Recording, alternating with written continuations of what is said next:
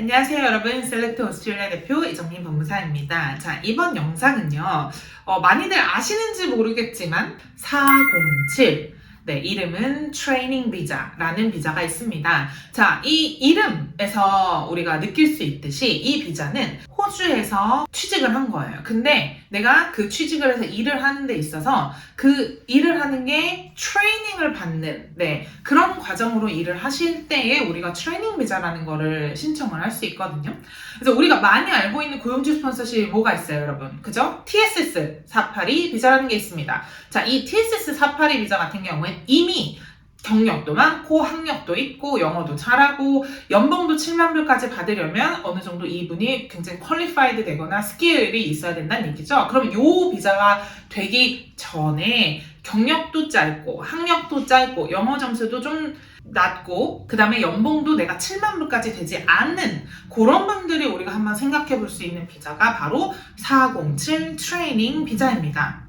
자, 요즘에 이제 아무래도 코로나 비자도 끝났고 그다음에 요즘 학생 비자 받기도 어렵다라는 이제 소문이 많잖아요. 그러다 보니까 아주 자연스럽게 우리 407 트레이닝 비자에 대한 문의가 굉장히 많고 수요도 많이 높아지고 있는 것 같습니다. 그래서 오늘 영상에서는 아주 간략하게 주요 내용만 좀 추려서 한번 말씀을 드려보도록 하겠습니다. 자, 트레이닝 비자는 가장 많이 쓰이시는 종류가 두 가지가 있어요. 하나는 자격증이나 또는 내 일을 하는 데 있어서 뭐 멤버십이라든지 어찌됐든 내가 내 포지션으로 일을 하는 데 있어서 호주에서 자격증을 따야 될 때 그때 경력이 필요한 자격증들이 있습니다. 아주 대표적인 게 바로 약사분들이세요. 파마시스트. 그래서 예를 들어 드리면 지금은 대학교를 나오신 우리 약사분들 같은 경우에 졸업생 비자가 되잖아요. 예전에는 우리 약사 공부를 해도 졸업생 비자를 못 땄을 시기가 있었습니다. 자, 이때 우리 약사분들이 대우의 407 트레이닝 비자라는 비자를 받아서 1년 동안 인턴십을 하시고 그 다음에 라이센스를 따서 영주권으로 이렇게 넘어가셨었어요. 그래서 가장 이제 보통 일반적으로 쓰이는 종류가 바로 이 라이센싱 또는 레지스트레이션 이런 걸 받기 위해서 우리가 트레이닝 비자를 따시는 경우들이 있다. 자, 여기서 중요한 부분은요. 호주 안에서 꼭 경력이 있어야지만 라이센스를 딸 수 있는 직업군이었을 때 이게 가능한 거예요, 여러분. 그래서 그 외에 직업군들은 라이센싱 또는 레지스트레이션이 필요한 종류로 407을 신청을 하실 수는 없다. 이렇게 아셨으면 좋겠습니다. 자, 그리고 두 번째로 제일 많이 또 쓰시는 목적으로는 바로 우리 Enhanced Skill이라는 종류가 있어요. 이게 뭐냐면 내가 이미 예를 들어서 셰프예요. 요리사로 일을 이제 어느 정도 했고 뭐 경력도 있고 학력도 있는데 내가 아직까지 혼자서 모든 셰프의 업무를 다 할 만큼의 퀄리파이드 또는 스킬이 있는 셰프는 아닌 거예요. 자, 그래서 일터에서 고용주가 이 사람을 앞으로 1년 또는 2년 동안 어떻게 무엇을 가리킬지 이거에 대해서 풀 트레이닝 플랜이 준비가 되어 계신 상황에서 신청하실 수 있는 407 트레이닝 비자 인핸스 스킬로 우리가 407을 신청을 하실 수도 있습니다. 요거를 이제 아무래도 가장 많이 쓰실 것 같은데 우리가 잘 생각을 하고 이 비자를 할지 말지를 결정을 하셔야 되는데 첫 번째 이유는 뭐냐면요. 407 트레이닝 비자가 이렇게만 들으면 되게 쉬운 것 같잖아요. 맞아요. 저는 이제 경력이나 제가 스킬이 많이 부족하니까 저 여기서 일하면서 스킬을 이렇게 올리고 싶어요. 저 트레이닝 받고 싶어요. 비자 주세요. 자, 이렇게 얘기를 할 수 있잖아요. 근데 이게 생각보다 까다롭습니다, 여러분. 왜냐면 예를 들어서 우리 셰프분들이 이 407 비자를 받기 위해서 지난 2년 중에 최소 1년의 풀타임 경력이 있거나 또는 최소 1년의 공부 요리와 관련된 공부를 하셨었어야 돼, 학업을. 자, 그러면 이렇게 조건이 되게 낮죠. 근데 만약에 내가 경력이 이미 셰프로 막 3, 4년씩 있는 거예요. 그러면 나는 오버 퀄리파이드가 됩니다. 트레이닝 비자에 대해서. 그럼 이런 분들은 무슨 비자를 원래 신청해야 돼요? 그렇죠. 482 TSS 비자를 원래 신청을 하셔야 되는 퀄리파이드 셰프신 거예요. 그래서 407 비자는 의외로 경력이 너무 많아도 안 되고요. 학력이 너무 높아도 안 돼요. 그래서 지난 2년 중에 최소 1년 동안 공부를 하시거나 경력이 있으시거나 이건 미니멈 조건이고요. 대신 맥시멈 뭐 어디까지 경력이 있으면 안 된다 이런 거는 없지만 2년 이상에 대한 경력이나 학력이 있으시게 되면 아무래도 이분들은 TSS의 조건이 맞으시기 때문에 네, 트레이닝 비자를 받으실 수가 없을 것 같습니다. 그래서 트레이닝 비자는 오히려 경력이 너무 많거나 학력이 너무 높은 경우 안 될 수도 있다. 이렇게 알고 계시면 될 것 같고요. 트레이닝 비자의 또 장점이 굉장히 많기 때문에 또 많은 분들이 생각을 하시는 거거든요. 그래서 트레이닝 비자의 장점에 대해서 몇 가지를 말씀을 드리면 첫 번째로 미니멈 연봉이 없습니다. TSS라든지 뭐 ENS라든지 이런 다른 고용주 스폰서십들은 현재 미니멈 연봉이 7만 불이 아니면 신청을 못 하잖아요. 근데 트레이닝 비자는 미니멈 연봉이 7만 불이 없습니다. 근데 그렇다고 해서 당연히 뭐 불법적으로 돈도 안 받고 아니면 되게 최저임금을 받는다든지 그건 또 안 돼요, 여러분. 내 포지션에 맞게끔, 내 경력에 맞게끔, 미니멈 웨이지 이상은 받으셔야 되는 건 맞지만, 7만 불이라는 어떤 정해진 연봉 금액은 없다. 그래서 요게 비자가 좀 매력적인 것 같고요. 두 번째로 또 장점은 일단 신청비가 굉장히 쌉니다, 여러분. 트레이닝 비자도 고용주 스폰서십 비자 중에 하나이기 때문에 결국엔 스폰서십 노미네이션 비자라는 세 단계를 다 하셔야 되는 거는 맞아요. 근데 노미네이션에 TSS나 ENS 같은 걸 신청할 때는 뭘 내죠? 그죠? 기부금이라는 걸 냅니다. 우리가 이걸 랩이라고 부르는데 이 기부금이 막 1200불, 1800불씩 막 해요. 이게 없어요. 그래서 고용주에게도 굉장히 부담이 적은 비자고, 그 다음에 트레이닝 비자 기본 신청비가 405불 정도밖에 하지 않습니다. 자, 그래서 현재 이제 있는 모든 비자들과 비교를 해봤을 때도 비용적으로도 굉장히 저렴하기 때문에 이 부분도 굉장히 매력적인 비자인 것 같습니다.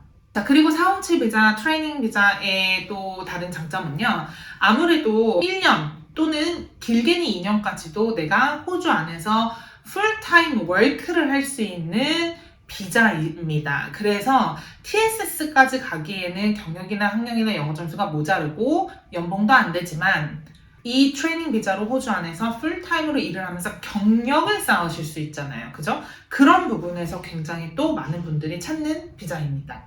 자, 우리 네 번째, 우리 407 비자, 트레이닝 비자의 장점은 바로 영어 점수입니다. 영어 점수 굉장히 낮은데요. IELTS로 치시면 평균 4.5, PTE로 치시게 되면 평균 30점만 있으시면 됩니다. 자, 이렇게 많은 장점들이 있기 때문에 아무래도 많은 분들이 요즘 문의를 많이 주시는 것 같아요. 그러면 이 트레이닝 비자에 이런 장점만 있느냐? 그건 아니죠. 우리 단점에 대해서도 한번 얘기를 해보겠습니다.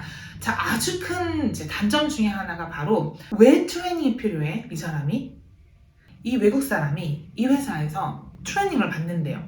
그러니까 왜 하필 이 사람을 트레이닝을 하는 걸까? 혹시 이 트레이닝 비자라는 거 이 사람 일을 시키려고 사용하는 건 아닐까? 이런 합리적인 의심이 들 수 있어요. 그렇죠? 네. 그렇기 때문에 내가 너무 경력이 많지 않고 학력이 높지 않아서 나는 1년 동안 이런 트레이닝을 이 회사에서 일을 하면서 배울 거예요.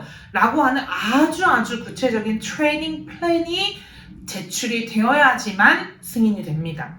그래서 이 트레이닝 플랜도요, 얼마나 구체적이어야 되냐면, 예를 들어 내가 1년 동안 트레이닝을 받는다고 했어요. 그러면 뭐 1년 동안 언제 어떤 것을 누가 어떻게 트레이닝을 할 거면 이 트레이닝을 받고 이 사람이 어떤 널리지라든지 어떤 스킬을 이 사람이 얻을 수가 있는지, 자, 이런 것들이 굉장히 구체적으로 나열이 되어 있어야 됩니다. 그래서 트레이너는 누군지, 그러면 트레이너면 아무래도 예를 들어 요리를 하시는 분들이라면 이 회사의 헤드 셰프분의 이력서가 필요하다든지, 왜냐면 나를 누군가가 트레이닝을 하려면 이 트레이너의 경력이나 학력이 굉장히 중요하죠. 그죠? 그래야 이 사람에게 배울 거 아니에요. 그래서 이 트레이너가 무조건 있으신 회사이셔야 합니다. 그래서 이 트레이너가 나한테 뭘 가르칠 거고 어떻게 가르칠 거고 나는 이걸 통해서 무엇을 배울 것인가, 자, 이런 것들이 굉장히 구체적으로 적혀 있는 트레이닝 플랜이 마련이 되셔야 합니다. 자, 그리고 여러분 또 이제 트레이닝을 하려고 하는 비자이잖아요. 말 그대로 이 비자는. 그렇기 때문에 이민성에서 그럼 왜 호주 시민이나 호주 영주권자나 이런 사람들을 트레이닝을 해보려고 하지 않고, 그런 사람들에게 기회를 주지 않고 왜 이 외국 사람의 기술이나 이제 이런 지식을 높여주기 위한 이런 비자를 왜 해주는 거야? 라고 했었을 때 또 이게 성립이 돼야 돼요. 그죠? 합리적인 어떤 이유가 있어야겠죠? 이민성이 얘기할 수 있는. 그렇기 위해서 아무래도 규모가 좀 작은 회사 같은 경우에는 좀 불리하세요.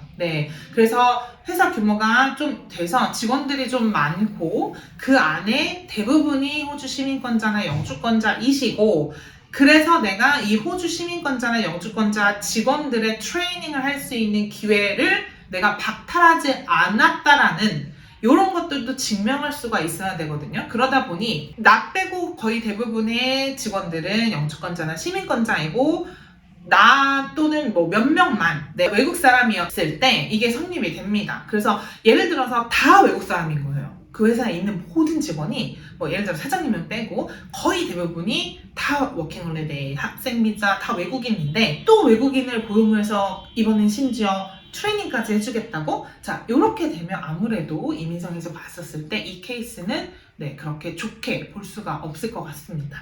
그래서 조금 우리가 정리를 해보자면 자, 407 트레이닝 비자라는 건 이걸 굉장히 올바른 목적으로 쓰게 되면 굉장히 좋은 비자예요. 너무 장점도 많고 그 다음에 이걸 통해서 경력도 쌓을 수 있고 이게 굉장히 좋은 비자인데 또 이 단점들을 생각해 보자면 이 단점이 너무 크기 때문에 이걸 어떻게 우리가 해결을 해야 될 것인가. 그래서 나와 맞는 이런 고용주를 찾는 것도 쉽지가 않으실 수도 있고 그 다음에 이 트레이닝 플랜을 짜는 것도 굉장히 이제 공을 많이 들여야 되기 때문에 이런 것들을 좀 밸런스 있게 한번 생각을 해보시고 할 수 있을 것 같다, 나한테 맞을 것 같다 하시면 이제 진행을 하시게 됩니다. 자, 그래서 트레이닝 비자는 여기까지 한번 정리를 해보고요. 사실 이게 내용이 더 디테일하게 가자면 더 많아요. 근데 이걸 우리가 이 영상에 다 담을 수가 없기 때문에 그리고 이것도 직업군이 다 정해져 있습니다. 407 트레이닝 비자를 할 수 있는 직업군들이 이미 선정이 되어 있기 때문에 자, 내가 하고 있는 일이 이 직업군에 들어가 있는지 자, 이런 것들도 한번 체크를 해보셔야 되기 때문에